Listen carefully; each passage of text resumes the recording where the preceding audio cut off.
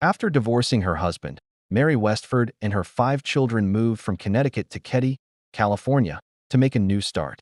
Mary, her 15-year-old son John, 14-year-old daughter Sheila, 12-year-old daughter Tina, and 10 and 5-year-old sons Rick and Greg got along well with the neighbors, quickly making friends in their new hometown. However, their sense of belonging came to a violent and tragic halt in the early morning of April 12, 1981. Sheila returned home from the neighbor's house that morning and was met with a horrific scene. Her mother, her brother John, and his friend Dana Wingate had been brutally murdered while she was away. Meanwhile, Rick and Greg and a visiting friend were asleep in the adjoining bedroom. The children had apparently slept through the deadly attack, and 12-year-old Tina was missing. After opening the front door and witnessing the grotesque scene, Sheila immediately ran back to her neighbors to call the police. The 3 victims, bound by medical tape and electrical wire, had been bludgeoned, stabbed, and strangled. First responders reported blood all over the crime scene.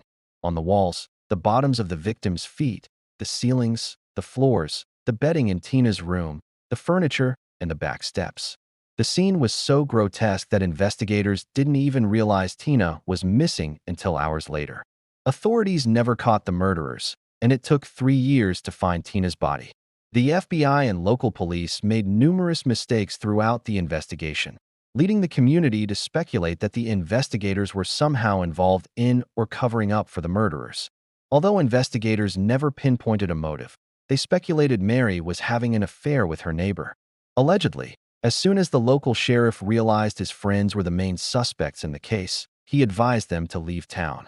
The neighbor's wife even went to the police with a letter that her husband wrote. In 1981, 14-year-old Sheila Sharp walked into her family's cabin and straight into a nightmare. Her mother, her brother, and his friend, brutally murdered, tied up with tape and wire, bludgeoned, stabbed, and strangled. Blood was everywhere: walls, ceilings, furniture. 3 young boys slept through the massacre in the next room. It took 3 years to find Tina's body.